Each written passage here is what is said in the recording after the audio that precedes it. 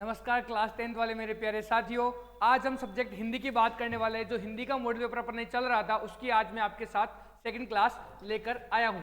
जो अपन model paper solve कर रहे थे क्लास 10th वालों के लिए, और हिंदी का जो फर्स्ट वाला मॉडल पेपर उसका पार्ट 2 में आज आपके साथ अभिषेक लेकर आया हूँ। चलते हैं क्वेश्चन की ओर। 11 क्वेश्चन अपन पहली वीडियो में पढ़ चुके हैं। 12वें क्वेश्चन से आज मैं आपके साथ चर्चा करने वाला हूँ।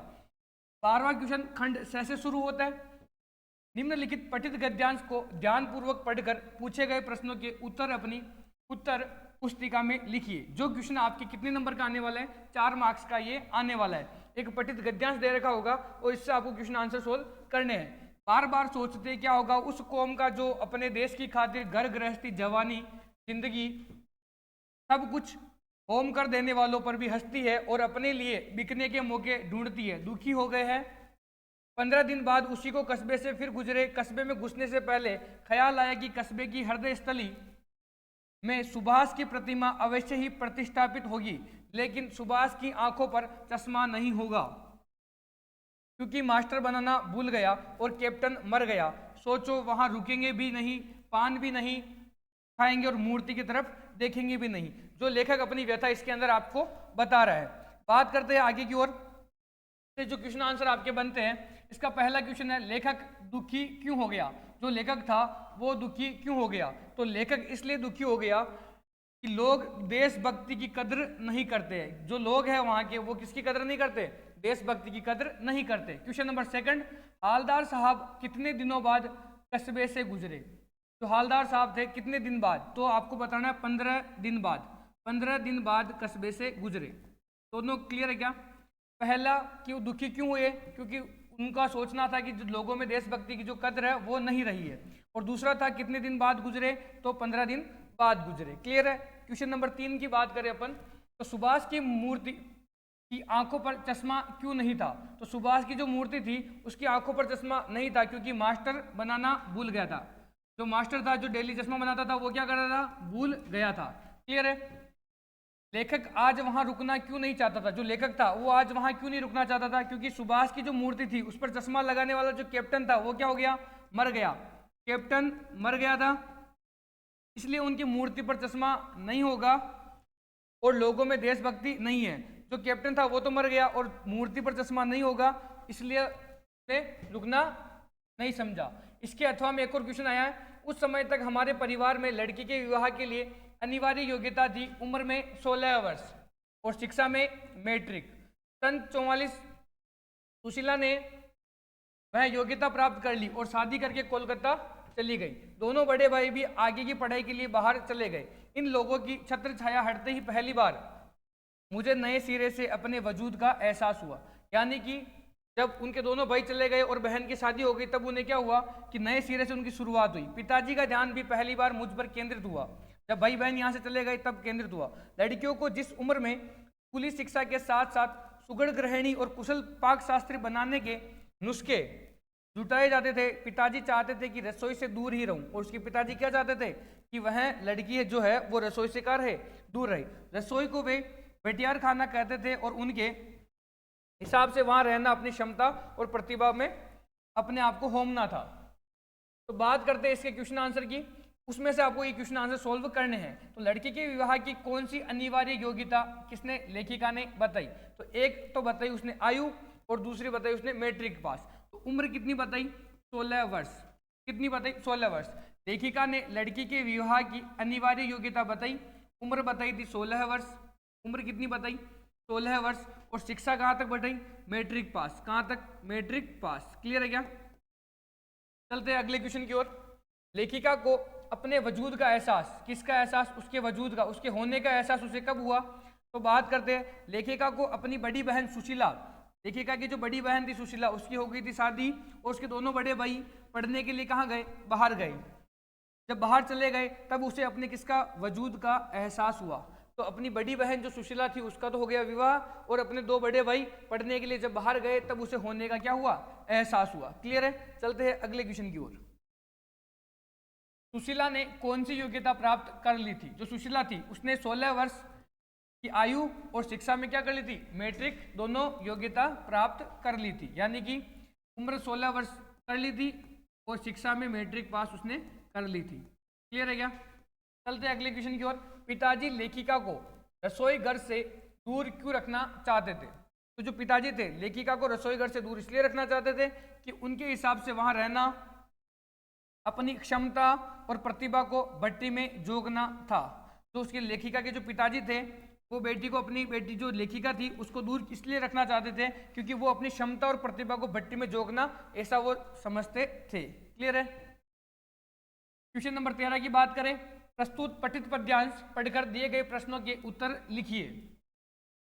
फसल क्या है? और तो कुछ नहीं है वह, नदियों के पानी का जादू है वह, हाथों के स्पर्श की महिमा है, भूरी काली संतली मिट्टी का गुण धर्म है, रूपांतर है सूरज की किरणों का, सिमटा हुआ संकोच है हवा की चिरकन का। क्लियर है?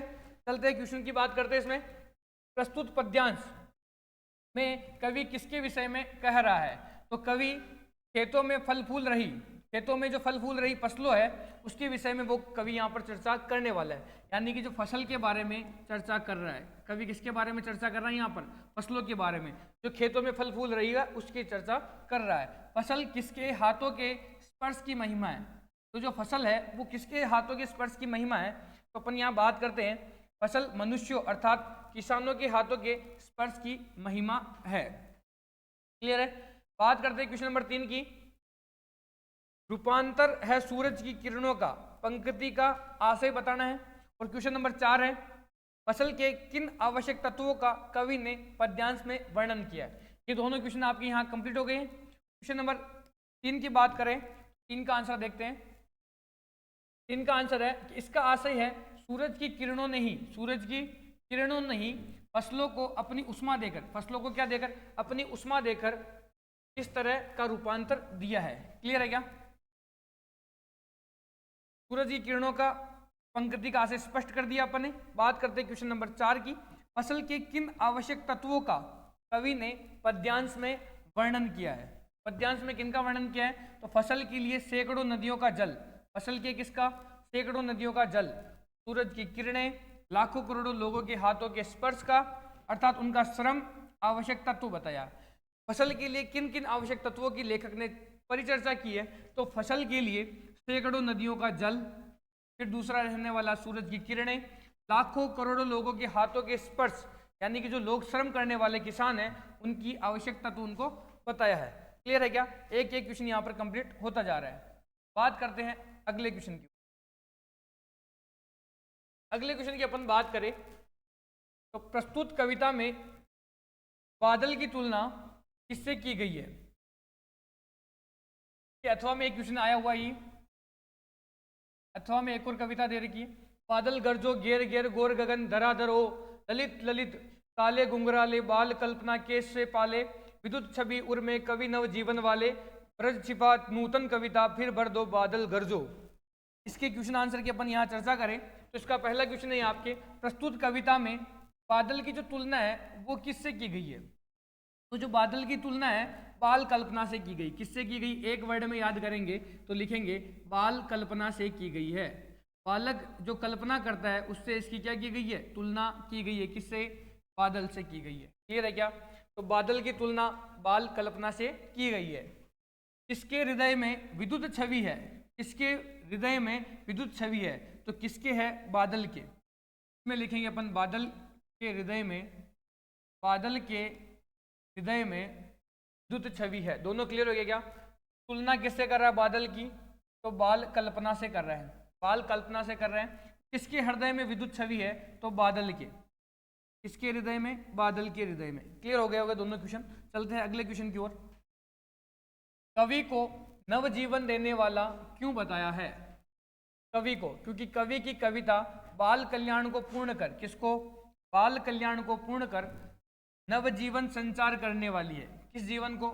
एक तो बाल कल्याण को पूरा कर रहा है और नव जीवन है, नया जीवन में जो संचार पैदा कर रहा है इसके लिए बता रहा है। बात करते हैं अगले क्वेश्चन की। कवि और बादल में क्या क्या समानता बताई गई है? कवि में और बादल में समानता की बात करें तो कवि कविता रूपी नवजीवन का निर्माण करता है। किसका? कविता रूपी नवजीवन का, कविता रूपी नवजीवन का निर्माण करता है। कौन? कवि। वहीं बात करें उसी प्रकार बादल जल रूपी नवजीवन, कौन सा रूपी? जल रूपी नवजीवन, जल रूपी नवजीवन, बारिश करके जो जल प्रदान करता है वो जल रूपी नवजीवन प्रदान करता है। तो कवि क्या करता है, कविता रूपी नवजीवन देता है। उसी प्रकार बादल क्या करता है, जल रूपी नवजीवन देता है। 2 पॉइंट याद करने यहाँ पर। इसी का पहला क्वेश्चन था कि नवजीवन देने वाला क्यों कहा, तो जो कवि है उसकी कविता में बाल कल्याण को पूर्ण कर नवजीवन संचार का माध्यम जो बताता है, इसलिए उसको अपन यहाँ पर ये कहेंगे। क्लियर है। बात करते हैं अगले क्वेश्चन की ओर, क्वेश्चन नंबर 14 की। बाल गोविंद भगत की किन विशेषताओं के कारण उन्हें गृहस्थ होते हुए भी भगत कहा गया है। जो बाल गोविंद भगत है उनकी किन विशेषताओं के कारण उन्हें गृहस्थ होते हुए भी भगत कहा गया। ये क्वेश्चन आपके 3 नंबर का है। तो इसके आंसर की अपन चर्चा करें। खेती से जुड़े गृहस्थ बाल गोविंद भगत साधु जैसा जीवन व्यतीत करते थे। कैसा जीवन, पहला पॉइंट आपको लिखना है, साधु जैसा जीवन, साधु जैसा जीवन व्यतीत करते थे। क्योंकि सरलता, सत्यनिष्ठा, कर्मशीलता, परोपकार, ईमानदारी, निस्वार्थता, सामाजिक आकर्षणों में निर्लिप्तता, काम, क्रोध, मोह और लोभ का परित्याग, यही सच्चे साधु की पहचान होती है। एक जो सच्चा साधु होता है, जो पहचान उसमें होती है, वो पहचान यहाँ पर बाल गोविंद में यहाँ पर थी। ठीक है, यह सभी गुण बाल गोविंद भगत में थे।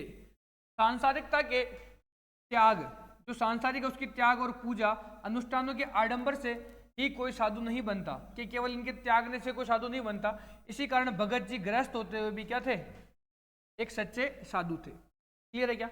इस क्वेश्चन को याद करने के लिए आपको मेरे साथ 3 से 4 शब्दों का काम में लेना पड़ेगा। एक तो जो बाल गोविंद भगत था उनका जीवन कैसा था, तो साधु जैसा था।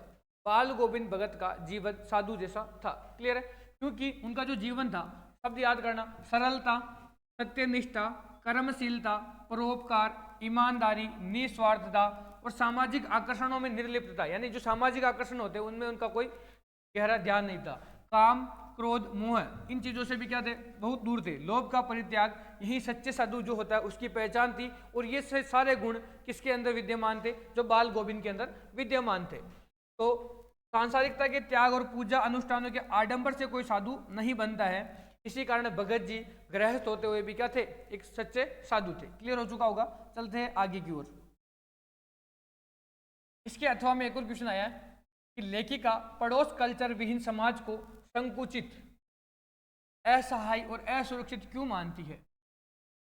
इसके आंसर की बात करें, जो पड़ोस कल्चर है, यानी हम अपने पड़ोसियों, मोहल्ले वासियों से परिवारत रहते हैं तो स्वतः ही हमारे अंदर सामाजिकता विकसित होने लगती है। पड़ोस कल्चर यानी हम अपने पड़ोसियों, मोहल्ले वासियों से परिवार के जैसे रहते हैं तो अपने अंदर स्वतः ही क्या आती है, सामाजिक जो भावना आती है वो विकसित होने लगती है। बालपन में खेल खेल में ही सहयोग, समर्पण और त्याग, साहस, संघर्ष आदि गुणों का विकास हो जाता है। जब बालपन में जो खेल खेलते हैं तो एक दूसरे की मदद करना, एक दूसरे के प्रति समर्पण करना, त्याग करना, साहस जुटाना और संघर्ष करना आदि गुण वहां पर विकास हो जाते हैं।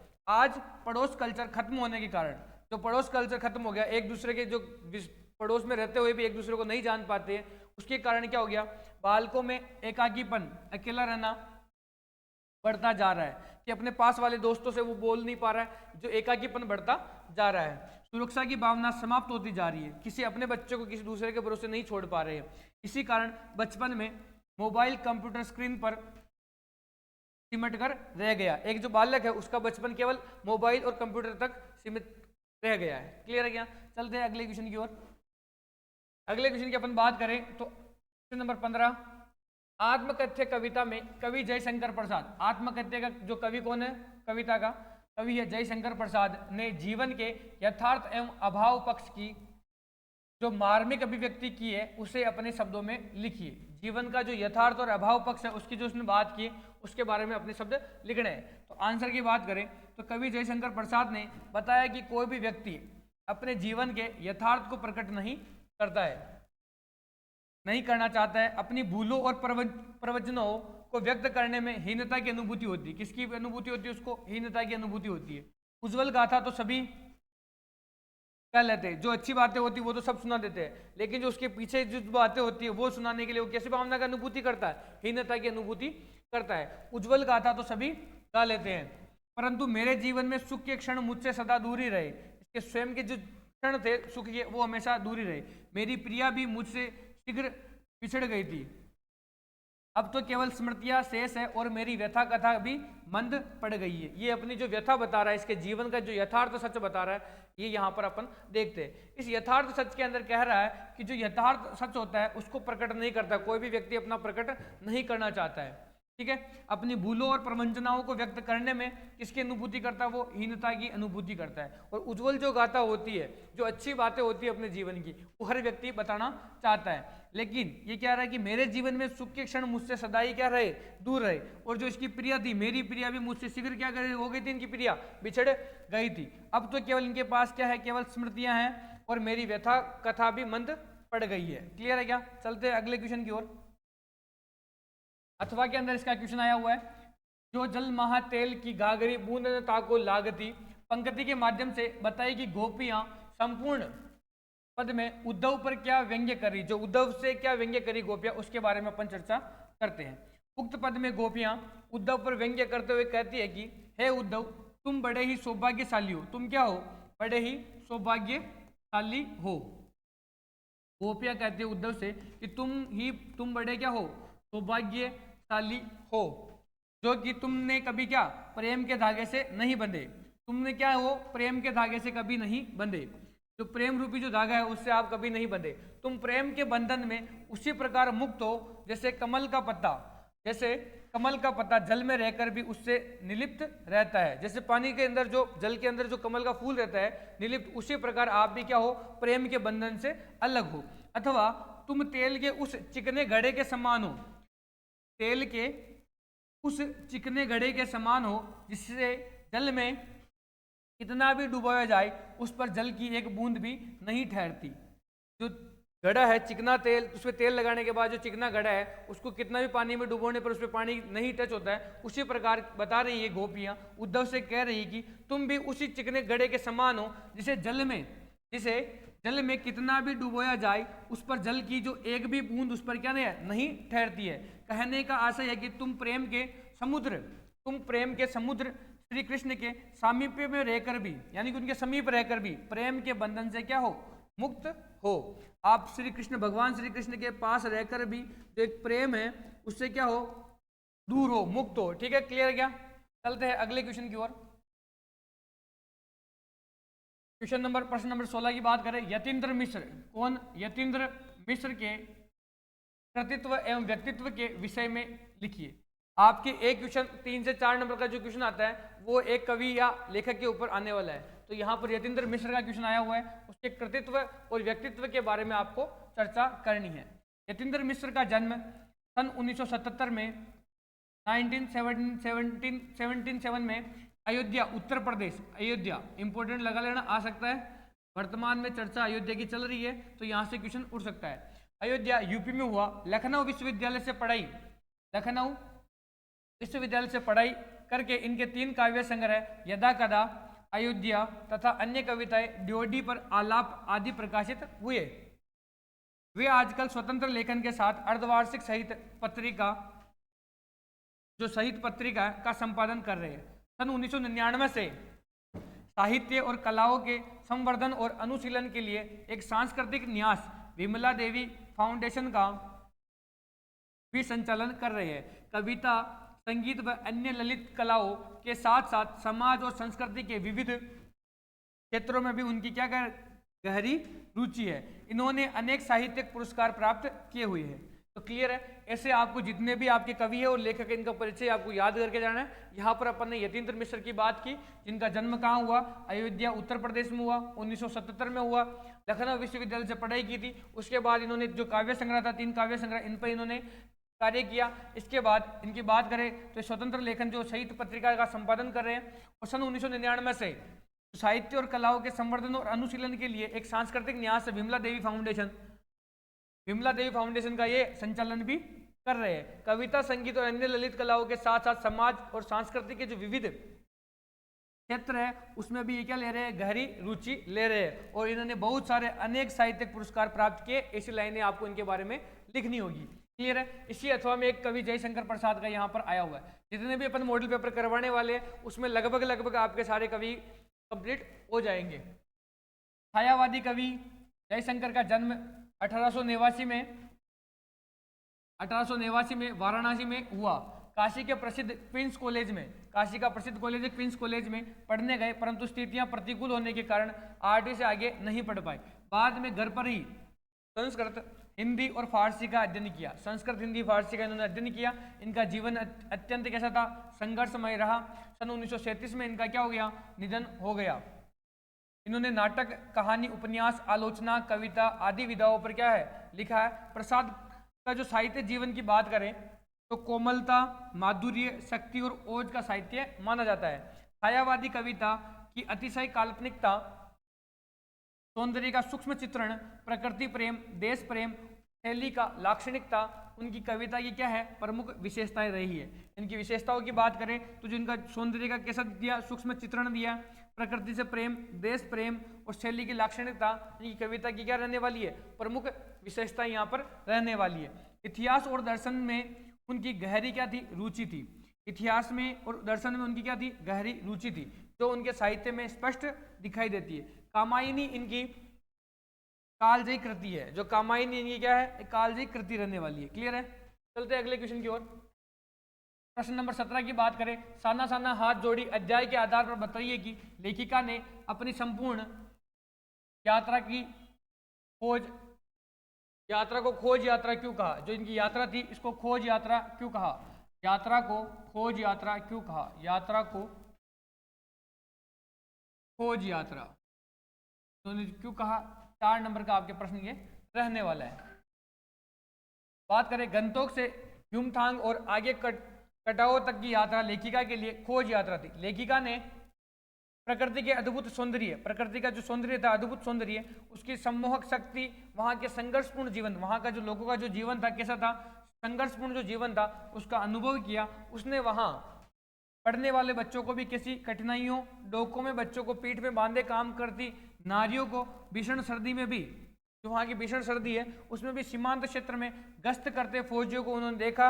और इन सत्य की अनुभूतियों के आधार पर लिखेगा कि यह यात्रा खोज यात्रा ही थी। क्लियर है क्या? कुछ छोटे छोटे पॉइंटों की अपन बात करें तो गंतोक से युमथांग और आगे कटाओ तक की जो यात्रा कर रही थी, उस यात्रा को इसने लेखिका ने क्या नाम दिया? खोज यात्रा नाम दिया। लेखिका ने क्या कहा कि वहाँ की जो प्रकृति है वो कैसी है, अद्भुत सौंदर्य, सम्मोहक है। लेकिन उसके साथ साथ उसने बताया कि जो वहाँ के व्यक्ति है उनका जीवन कैसा है, संघर्षपूर्ण उनका जीवन है। उसने वहाँ पढ़ने वाले बच्चों को भी किस में देखा, कठिनाइयों में देखा। वहाँ की जो महिलाएं हैं वो अपने बच्चों को पीठ पर बांध कर क्या कर रही है, काम कर रही है। भीषण सर्दी के अंदर भी वहाँ के जो फौजी है वो वहाँ पर क्या कर रहे हैं, गश्त कर रहे हैं। और इन सब सत्य की अनुभूतियों को आधार पर लेखिका ने ये क्या बताया कि ये यात्रा उसके लिए कैसी रही, खोज यात्रा रही। क्लियर है क्या? चलते हैं अगले क्वेश्चन की ओर।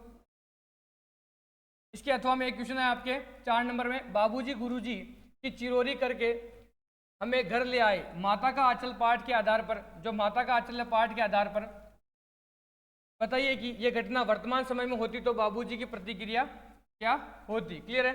बात करते हैं। बच्चे वृद्ध मूसन तिवारी का रास्ते में मजाक उड़ाकर भाग गए। मूसन तिवारी ने सीधे पाठशाला जाकर शिकायत की तो गुरुजी ने 4 छात्रों द्वारा उनको घर पकड़वाकर बुलवाया, उनको सजा दी। जब यह घटना बाबूजी को ज्ञात हुई तो वे पाठशाला जाकर गुरुजी से चिरोरी यानी विनती कर उन्हें घर ले चले। रास्ते में दोस्तों को देखकर वे पुनः खेलने लगे और जीवों को परेशान करने लगे। तो वर्तमान परिवेश में यदि यह घटना होती तो पिताजी उन्हें सीधे घर ले जाते और उन्हें समझाते कि अपने से बड़े बूढ़ों का क्या करना चाहिए, सम्मान करना चाहिए, न कि उनका मजाक उड़ाना चाहिए। जीव जंतुओं को व्यर्थ नहीं सताना चाहिए। इससे ही अपन को ये पूरी जानकारी मिलती है। बात करते हैं, इसी के साथ आपके सारे इंपॉर्टेंट क्वेश्चन कंप्लीट होते हैं। निबंध और आगे जो आपके एक निबंध के साथ साथ 2-3 क्वेश्चन आपके जो ग्रामर के संबंधित जो क्वेश्चन है उसको अपन एक साथ पूरे 10 ही चैप्टर के जो भी आपके 10 मॉडल पेपर है उनके एक साथ करने वाले। क्वेश्चन आंसर आपके यहाँ पर कंप्लीट होते हैं। तो वीडियो को लाइक करें और चैनल को सब्सक्राइब करें।